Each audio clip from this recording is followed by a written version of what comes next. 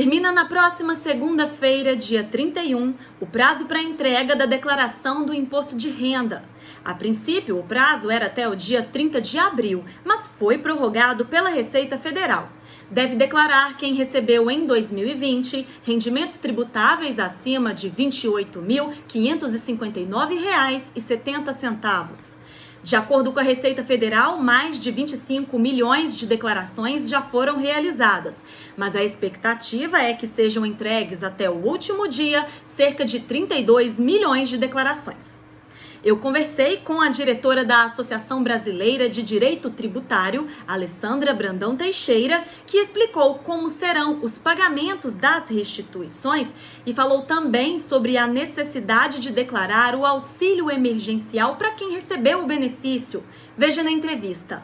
Muito obrigada, Alessandra, por aceitar o convite da TV UFOP.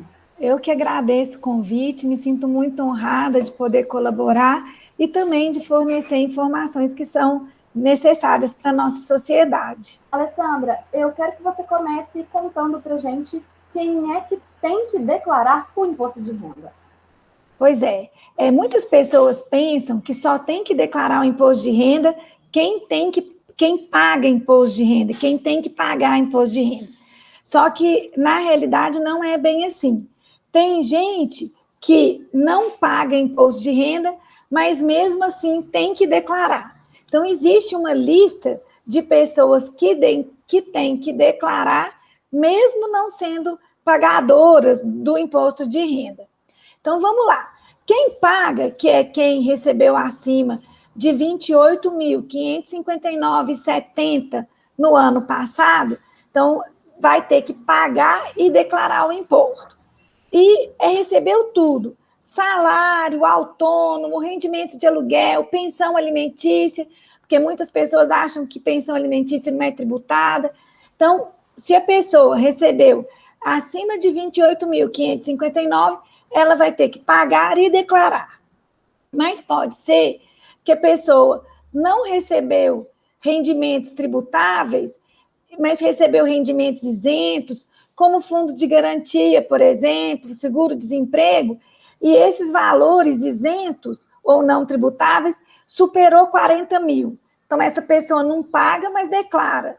Quem tem bens acima de 300 mil reais também tem que receber. Quem tem esses bens, mesmo não tendo que pagar, tem que declarar. Esse ano vai ter a questão do auxílio emergencial. Então, quem recebeu auxílio emergencial e renda tributável acima de R$ 22.847,76 também vai ter que declarar. Quem vendeu bens imóveis, principalmente com lucro, então comprou por um preço e vendeu por um maior, também tem que declarar, e isso chama ganho de capital. Quem morava no exterior e passou a morar no Brasil tem que declarar. Quem faz operação na Bolsa de Valores, hoje muitos jovens passaram a operar na Bolsa, às vezes com dinheiro dado por pai. E essas pessoas, mesmo não tendo que pagar, têm que declarar. Então, e quem também desenvolve atividade rural, e a renda com atividade rural superou R$ 142.798,50, também tem que declarar. Então, essa é a lista. E como fazer a declaração, Alessandra? Hoje, 100% das declarações no Brasil são online. Então, a pessoa, ela entra no site da Receita Federal, ela faz o download do programa da Receita Net para declaração e para transmissão da declaração depois que ela tiver devidamente preenchida. Então, você faz o download, aí vai ter aquele arquivo para você ir preenchendo os dados. No final, você salva e envia. E todos que declaram o imposto de renda são restituídos? E como é feita essa restituição? Então, vamos lá, né? A restituição não é todo mundo que tem restituição, não. A restituição acontece por quê? Porque durante o ano, principalmente as pessoas que são empregadas, elas, quando recebem o salário delas, se esse salário é tributável, ou seja, se ela recebe valores acima de R$ 1.903, esses valores sendo tributáveis, a pessoa tem retenção na fonte do imposto de renda. Então, a fonte pagador, o empregador, na grande maioria dos casos, ele retém o imposto e paga para a pessoa o valor líquido. Retém, paga para a Receita Federal e paga para o empregado o valor líquido. Então, durante o ano, essas retenções, elas são antecipações do imposto devido. Quando a gente faz a declaração, ali sim nós vamos poder deduzir as despesas que a lei autoriza, que são aquelas despesas essenciais para a pessoa viver, e nesse momento é que apura o imposto que você realmente deve. E aí faz uma comparação. Se esse imposto, vamos supor, você deve efetivamente 100 mil, mas nessas retenções você já antecipou 120. Então, é por isso que você vai ter restituição de 20, porque você pagou já mais do que você deveria ter pago. Agora, em muitos casos, acontece o contrário. A pessoa antecipa menos do que ela teria que pagar, e aí ela vai ter que pagar o imposto de renda. Então, não é todo mundo que tem restituição. É só quem antecipou durante o ano mais do que teria que pagar. E, no caso, como é feita a restituição? Hoje, quando a gente faz a declaração do imposto de renda, lá na declaração você indica a conta para que você receba a restituição. E esse valor é creditado em conta. E qual é a diferença entre a declaração simples e a completa? As pessoas têm a opção de escolher entre uma ou outra, né? Qual é a melhor? Tem sim, tem opção de escolher, mas não tem como eu falar assim, qual que é a melhor, sem conhecer a situação específica daquele contribuinte. Teoricamente, a declaração simplificada, o desconto simplificado, ele é bom para aquelas pessoas que são solteiras, porque elas não têm dependentes, e os salários ainda não são salários grandes, vultuosos. Então, para essas pessoas, que o solteiro não tem despesa médica, ele não tem dependente para colaborar com a despesa com educação, essas outras despesas que são do dependente, então, para ele, às vezes, vai ser melhor a declaração simplificada. Mas outras razões também levam a declaração simplificada, porque no desconto simplificado, você não precisa deduzir as despesas efetivas que você realizou. Então, por exemplo, as despesas médicas, no decorrer do ano, nós temos que ficar juntando os recibos dos médicos, o comprovante do plano de saúde com tudo que você pagou. Então, você tem que ter um cuidado com essa parte burocrática do imposto de guardar esses documentos. No desconto simplificado, não. Então, muitas pessoas, às vezes, que têm mais dificuldade nessa organização, acabam preferindo fazer o desconto simplificado por conta disso.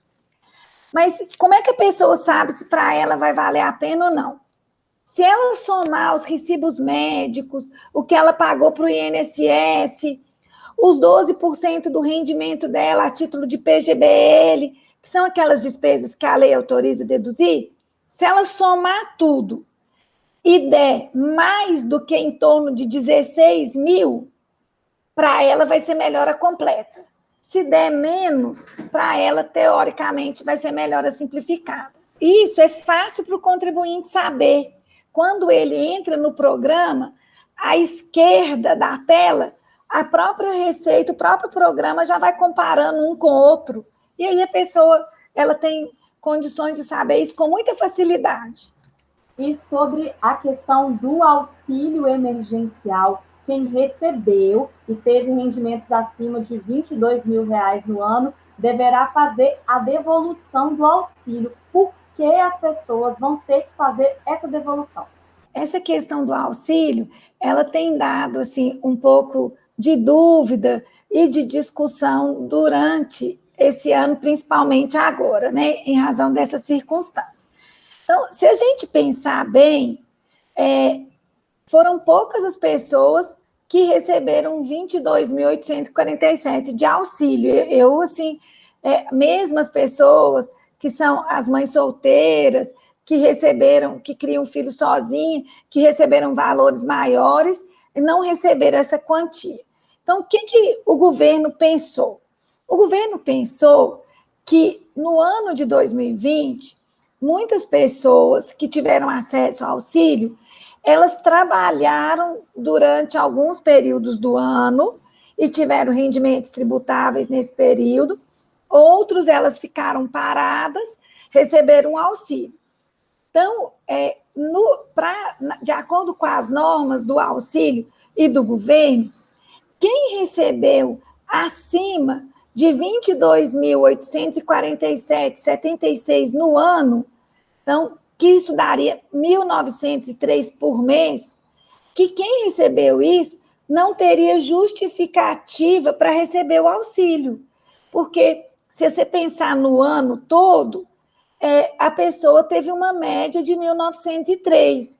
Então, considerando o ano, ela não teria uma situação econômica tão ruim que justificasse ela receber o auxílio. Só que não tinha como o governo saber isso na hora que pagou. Porque como que ele ia saber que no ano a pessoa ganhou uma média razoável? Então, a pessoa ganhou e agora foi a forma que o governo encontrou de, teoricamente, aquelas pessoas que não precisariam do auxílio, porque elas tiveram um rendimento razoável no ano, que elas devolvessem, até como forma de isso ajudar outras pessoas que, nesse momento, precisam mais. Então, é por isso que a pessoa que recebeu acima de 22.847 no ano passado, que agora ela vai ter que declarar, e na hora que ela declarar, esse valor que passar, ela vai ter que devolver o auxílio, porque o próprio programa já vai emitir o DARF para ela pagar o excesso, o que ela recebeu em excesso a esse valor. E, Alessandra, como uma especialista no assunto, qual é o conselho que você dá para as pessoas que ainda não fizeram a declaração do imposto de renda? O conselho é ser rápido, porque segunda-feira o prazo se extingue, vai terminar, e a declaração ela não é difícil, Kellen. O problema que eu vejo, assim, nessa minha experiência com o imposto de renda pessoa física, é uma questão do brasileiro. No Brasil, a gente conversa pouco sobre questão de dinheiro. Eu não sei assim, explicar, eu até às vezes reflito sobre isso, onde que veio essa dificuldade. O mineiro, então, ainda tem mais resistência com relação a falar de dinheiro. Então, as famílias, elas conversam pouco de dinheiro, elas envolvem pouco os filhos nesse planejamento financeiro daquela família. E essa dificuldade de lidar com o dinheiro, assim, de assumir a questão financeira, a perspectiva financeira da sua personalidade, isso reflete no imposto de renda. Então, as pessoas, elas adiam, elas demoram a organizar os documentos, elas não criam rotinas que facilitam isso, e isso faz com que elas paguem mais imposto. Então, quanto mais a pessoa se organizar previamente, refletir como que ela pode pagar menos imposto, não fazendo nada errado, mas usando aquilo que a própria legislação autoriza. Então, quanto mais organizada ela for, mais planejada ela for, ela vai conseguir pagar menos imposto. Mas não é uma prática da nossa vida, por conta disso, porque nós temos muita dificuldade com a questão do dinheiro, as pessoas que falam de dinheiro são consideradas muito ambiciosas, que querem passar em cima de todo mundo para ter o dinheiro. Então, isso está no nosso inconsciente coletivo, e isso tem uma repercussão negativa na hora do imposto de renda. Mais uma vez, eu agradeço a sua participação, Alessandra, e todas essas informações.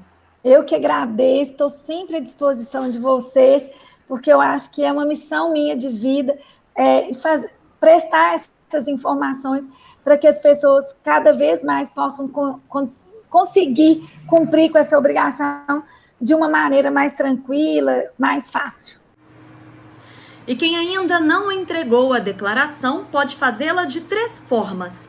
Pelo aplicativo Meu Imposto de Renda, disponível para tablets e smartphones. Pelo computador, por meio do programa gerador da declaração, disponível no site da Receita Federal, ou diretamente pelo site para quem possui certificado digital. E continue acompanhando a cobertura da TV UFOP em nossos canais na TV ou pela internet. É sempre bom ter a sua companhia.